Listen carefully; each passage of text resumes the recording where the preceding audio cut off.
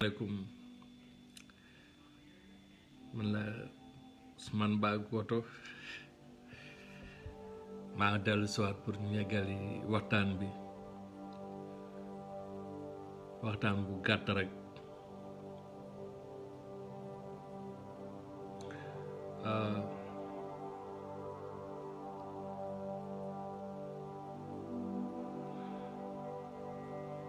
Université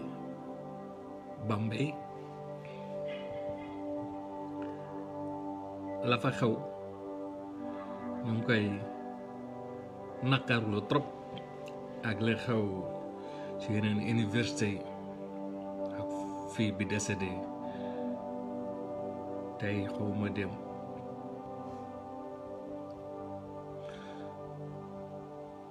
mais man personnellement damay indexé étudiants yi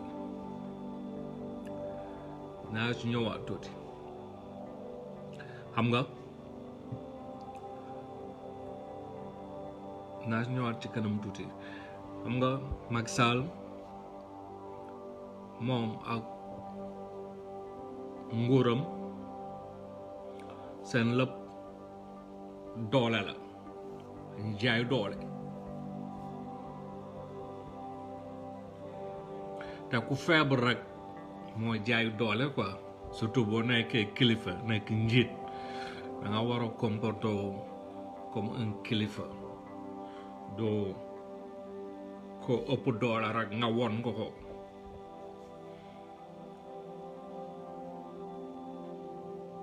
dans les normes recteuru université bi s'il était vraiment responsable li mu waroon def mooy mu woo étudiants yi mu ne leen am ngeen droit ngeen mer parce que dañ leen a servir lekk boo xamante ni ba ngeen ko lekkee daf leen a feebar bo am kenn ci yéen ku ci ñàkk bakkanam donc am ngeen droit ngeen mer mais dama bëggoon ngeen may ma temps ñu investiguer lan moo xew exactement bu boobaa ñu situer responsabilité bu fekkee am na ko juum ci liggéeyam kooku dinañ ko sanctionner soit bu fekkee dañ ko war a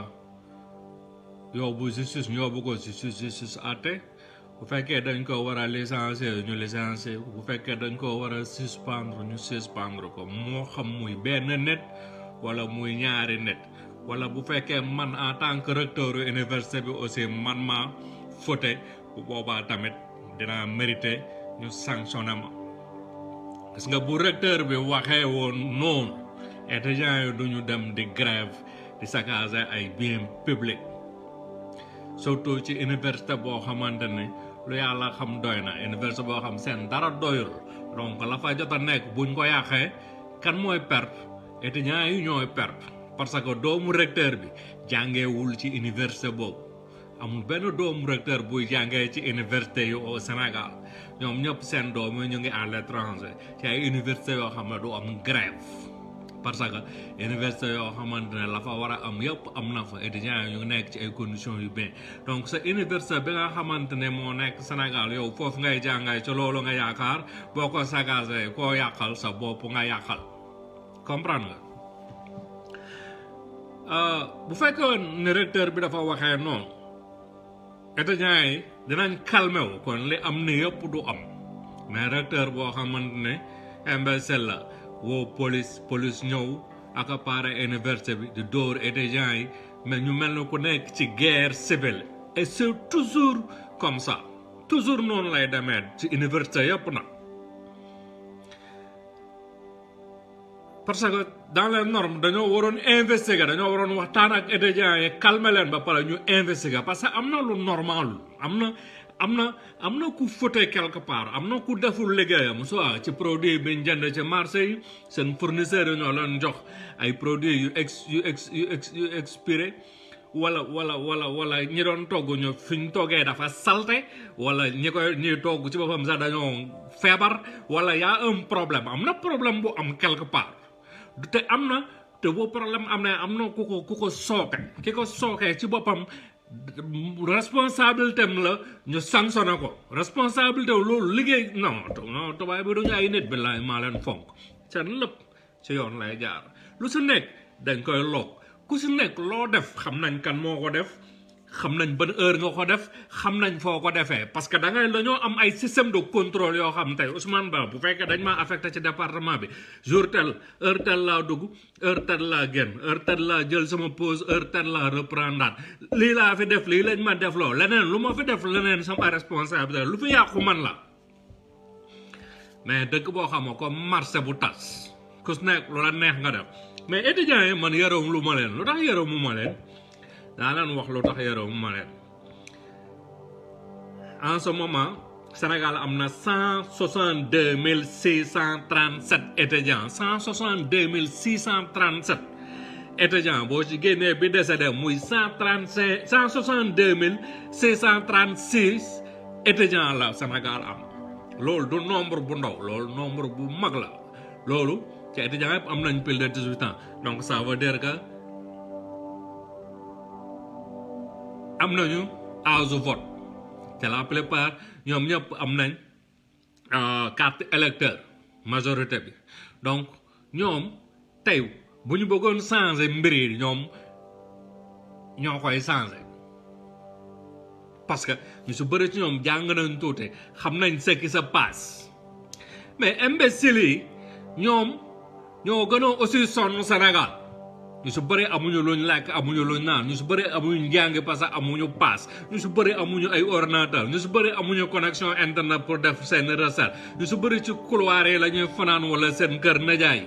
donc yéen a gën a sonn Sénégal te yéen a waroon jóg changer affaire yi mais amu leen jom amu leen fulla amu leen fayda pourquoi parce que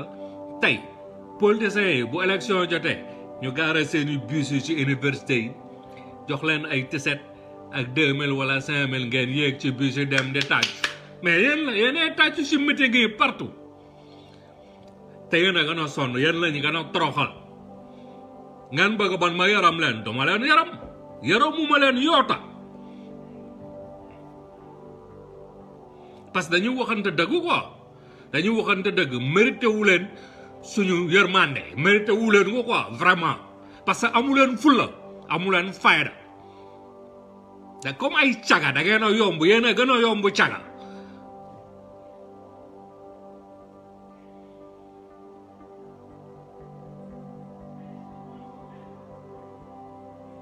da ngeen soo rus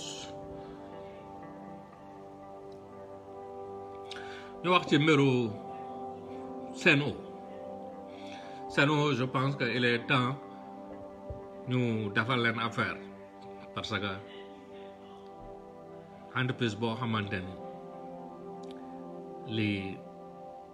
ëpp solo ci réew nga xamante moo ëpp solo moo xam mooy numéro 1 ci réew mooy ndox sans ndox mënoo def dara nit mënul dund sans ndox mais balaa may dem ci loolu naa ñëwaat ci policier bi ñu gis mu génnee jaasi ci événement yi événement wu dernier jour yi ci université yi nervi yi policier yi la policier yi nervi la nervi gendarme yi nervi la ñoom ñëpp c'est la même chose benn lañ ay bande lañ ok on a assez d'images vidéo images et tout ça ak ay preuves pour Macky Sall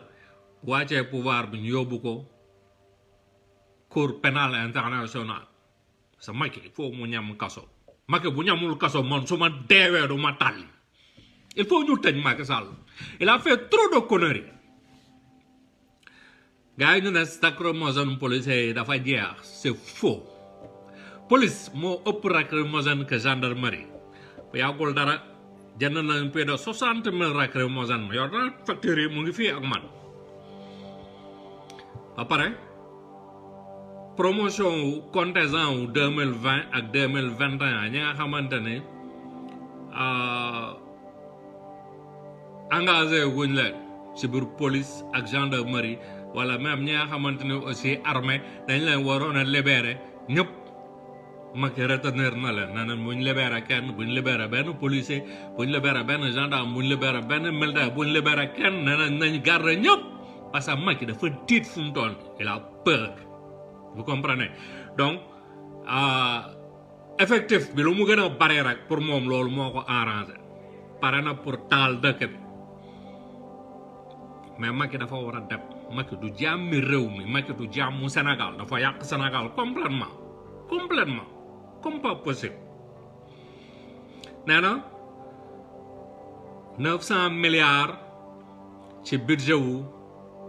Sénégal 900 milliards yi mu ngi dem ci salaire fonction publique maanaam ñi nga xam ne gouvernement bi moo leen di fay nee na dafa mer parce que nee na 900 milliards dafa bari ça veut dire que am na ay fonction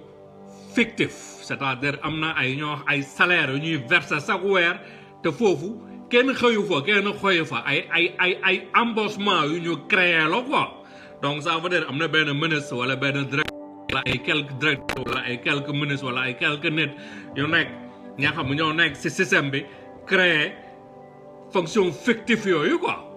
comprendre nga muy génnee ay multi-millions chaque mois ñu koy seddoo seen benn il a raison wax na dëgg quoi parce que sénégalais ci boppam moo tëriya sénégalais jubul loolu c'est connu partout dans le monde partout ci ay affaire rek lañ leen di dégg sénégalais jubul ñun jubuñu quoi commencé ci sama bopp nag ñun jubuñu ñun duñu xeet bu jub ñoo gën a jubadi ci kaw suuf dëgg la te pourtant ça fait même pas 5 ans ci gannaaw la ñu audité woon fonction publique bi ba ñu trouver ay failles yu bëri trouver ay centaines de personnes wala milliers de personnes yoo xam ne dañ leen embauché te xëyuñu fi ñu leen embauché ça des personnes qui n'existent même pas ay nit yoo xam ne sax desata nañ mais loolu boo ko defee avant nga koy def da ngay préparer wu da ngay construire benn système boo xam ne dafay sécuriser système bi da ngay construire loo xam ne dafay sécuriser système bi nga xamante ni kenn mënatul def lu ne mel mais yow sécuriser woo système bi ba pare nga naan da ngay kaas wala nga ne da nga koy auditer boo ko auditer tamit dara boo ko auditer ba xam problème bi et léegi nga régler problème bi mais régler woo ko 5 ans après ngay kaasaat même problème mais du changer parce que jàngoro bi découvrir nañ ko def nga say test def say diagnostic ba découvrir jàngoro ba pare fajoo boo ko fajul du fi jóge donc voilà Macky Sall bu ñu amerde léegi parlons de Sen'Eau il faut ñu tegal seen maam il faut ñu tegal seen maam parce que ndox c'est le minimum mënuñu da leen permettre chaque mois ñooy àndel góorgóorlu yi c'est-à-dire ay père de famille ay facture yoo xamante ni concevoir wuñ ko ndox c'est le minimum chaque mois ndox dina couper plus de 10 jours c'est à mois bi 10 jours wala 15 jours ndox du am Sénégal ci secteur ak quartier yu bari loolu du yoon dafa war a jeex kenn mënu koo dënde ko doon ñun ne da ngay am fulla boo bëggee affaire yi changé da ngay sacrifier dafa am ay sacrifice yu mu laaj sacrifice yooyu boo ko deful doo am li nga bëgg quoi dafa am lu mu la war a jar ok aussi d'après mes sources on m'a dit que Guy Marius Sagna bu demee Kédougou il sera assassiné loolu dama ko naroon fàtte sax mais léegi la ma waa ji xam naa daf maa gis may live mu envoyé woon ma message pour fàttali ma ko quoi Guy Marius Sagna bu demee Kédougou bu amul sang dëgg il sera assassiné dañ ko nar a assassiné donc dañu bàyyi xel ci loolu man Ousmane Ba maa ko wax bind leen nag bos bu ngeen déggee ne agressé nañ ko fi xamal ne dañ ko bëgg a rey Casamance waxoon naa leen ne Ousmane Sonko candidature bi mu posé pour jël maire wu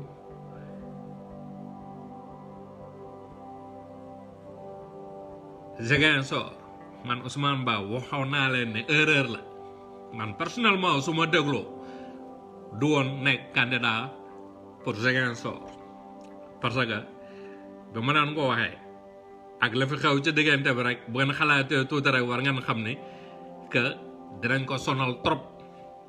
xam nga révision liste électorale ak nouveau votant yi ñi nga xamante ñu ngi doog a inscrire ci liste yi pour la première fois pour élection locale yi ñuy jëm Ziguinchor rek am na presque 6000 carte électeur yu bees entre yu ñu révisé waat ak yu bees yi war a dem foofu daanaka noonu mu waroon a dem foofu quoi mais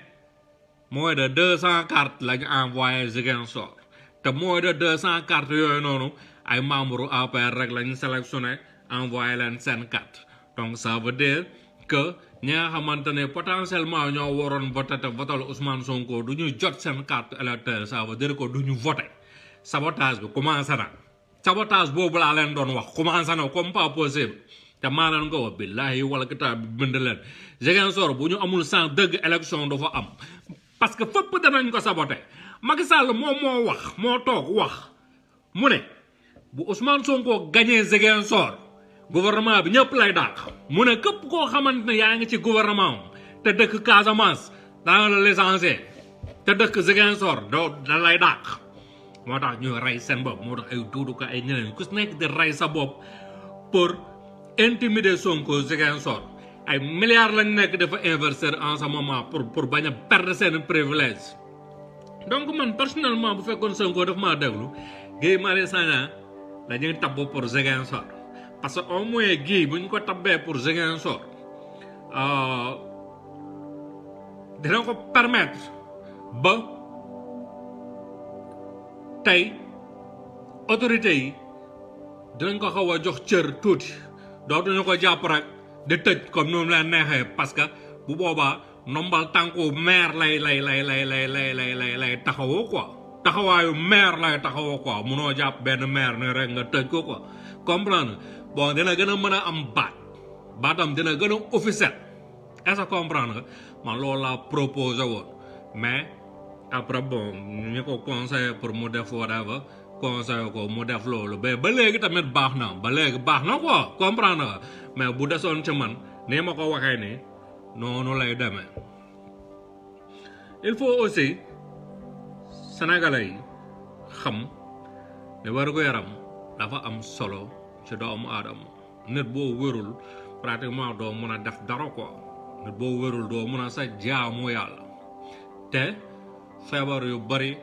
ci ndox lay jóge ndox mooy andi feebar yu bari même feebaru po bi ñuy am po nga xamante ni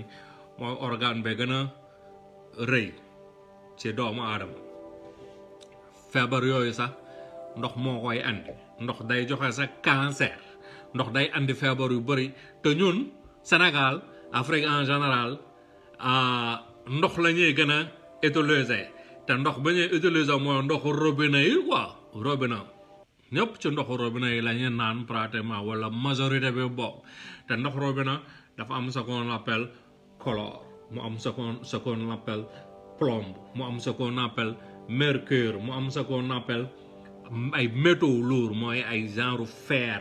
mu am ce qu'on appelle mu am ay contamination yu bëri daal am na ay parasites ak ay pesticides ok donc dafa am ay genre sax yu ànd ak ndox mi mais c'est invisible nag plombe aussi da ciy am fer da ciy am quoi parce que ndox mi day am sa or sa day ñëwaale ci ndox mais day tuuti tellement ba bët du ko mën a gis mais télescope da koy gis quoi comprendre tey am na télescope boo ko defoon ci potu ndaal ba ngay tëbbanee nga xool ko ba laay doo ko naan parce que dañ ci gis lu yéeme mais loolu ay mënu koo gis quoi comprendre man damay làkk anglais français bi lépp laay jaxase ma ne ay ak ok donc tey bu fekkee loolu yëpp day génn ci ndox ba pare ndox mi setul ndox mi ngay ubbi robinet bi muy xonk wala muy ñuul comme pas possible je pense que tey sénégalais yi loolu la ñu war a njëkk a kaas mooy seen wér ko yaram mooy ndox mi quoi après bu ñu jógee ci ndox mi nag ñu dugg ci leneen mais tamit yéen la rek ba tey comme boobu leen lu baax lu leen dal baax na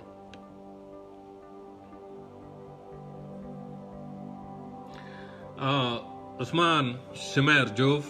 président conseil supérieur de la magistrature nee na amul problème Macky Sall siège ci conseil supérieur de la magistrature nee na loolu yàqul liggéeyu magistrature nee na loolu c'est normal ça amul benn problème tu vois ces gens-là c'est ces gens-là qui nous dirigent ñooñu nga xamante ne ils sont corrompus parce que ku si toog rek yaa ngi jéem a def lu neex buur bi pour nga am ay privilèges parce que dans leur tête ils disent que voilà nous on est là les gouvernements viennent par gouvernement yi dañuy ñëw di changer donc voilà ku si ñëw tamit boo àndul ak ñoom tamit yow yaa yàqu la rek lañ def Souleymane Téliko lañ lay def quoi mooy affecté la ci àll bi xam nga dans les normes tey ku ñu jël yóbbu la ci àll bi yaa xam ngay médecin yaa xam ngay enseignant yaa xam ngay magistrat yaa xam koo mënta doon dans les normes waru woon nekk sanction quoi dans les normes nit ñi sax dañoo war a kontaan dem ci àll bi parce que vie bi foofu moo gën a sen c'est-à-dire vie bi foofu moo gën a wër daal parce que amul pollution bariwul ay problème quoi tu vois ku mel ne man j'aime bien verdure gis ay affaire yooyu ay bras de mer ay affaire yooyu quoi ay rivière ay verdure quoi moi j'aime bien vivre ci loolu donc warul nekk sanction mais lu tax mu nekk sanction lu tax ñu bëri di ko gis comme sanction ça veut dire que dañ koy gis comme sanction parce que infrastructure yi amul ci zone yooyu c'est-à-dire amul dara quoi comprendre parce que lépp dafa concentré wu ci grande ville yi lu mel ni Dakar Thiès ak Touba tey loo soxla nga génn sa kër Ndakaaru génn sa buntu kër même pas 10 minutes da nga koy am loo soxla tey Thiès boo génnee sa buntu kër peut-être 5 minutes 2 minutes ngay dox da nga koy am Touba la même chose mooy boo génnee 3 villes yooyu feneen amul leneen bon peut-être Saint-Louis ak Kaolack quoi mais leneen amul feneen comprendre nga ak tàngoor bi ak yooyu la gars yi di éviter quoi mais dans les normes warul woon nekk sanction tey fonction publique fu ñu soxla benn fonctionnaire war nañu am droit affecté ko foofu quoi amul problème parce que aussi ñu nekk ci région yi tamit dañuy soxla quoi dañuy soxla ay médecins dañuy soxla ay lépp quoi comprendre